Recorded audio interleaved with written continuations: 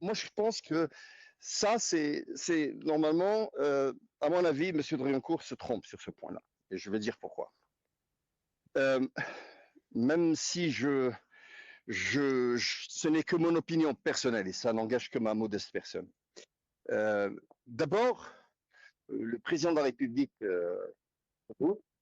même si peut-être, je pense, sur le plan individuel, c'est quelqu'un forcément peut-être de très gentil, mais sur le plan de ses fonctions, il faut quand même se rappeler que M. Tebboune n'a aucune expérience en diplomatie. C'est quelqu'un qui n'est pas du métier, il ne sait pas ce qu'est de la diplomatie, il ne sait pas ce qu'est le langage diplomatique international.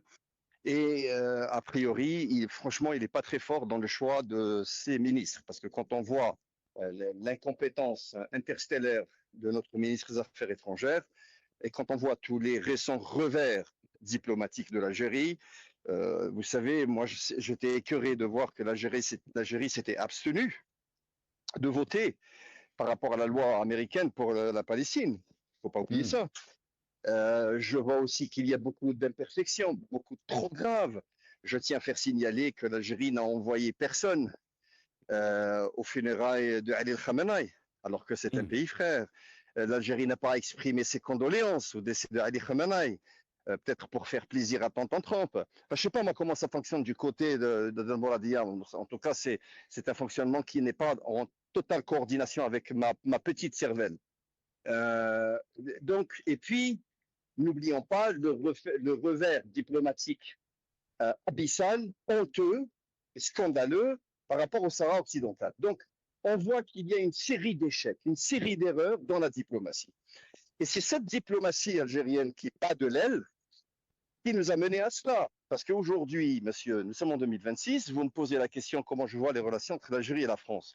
Moi, je pense que les relations seront toujours très difficiles parce que ce sont deux pays qui n'ont pas la même vision et qui ne partagent pas les mêmes opinions quant à l'indépendance de la justice. En France, la justice est indépendante. D'ailleurs, dans l'affaire de ce youtubeur MRDZ, que moi je rejette, moi c'est un bonhomme qui m'écoeure, pour être sincère avec vous, parce qu'il diffuse des informations officielles de l'État, de la sécurité nationale, etc. Je pense que même si je suis pas pour ce qui lui est arrivé, parce que on ne souhaite de mal à personne, on ne veut le mal d'aucun monde.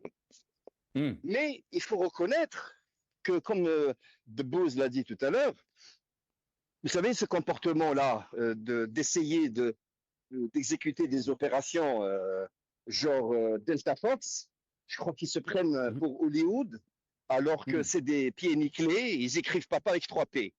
Pour faire des opérations comme ça, il faut avoir fait les grandes écoles, il faut être maître c'est les réactions dans la pulsion, c'est des- dans le monde entier, la diplomatie algérienne.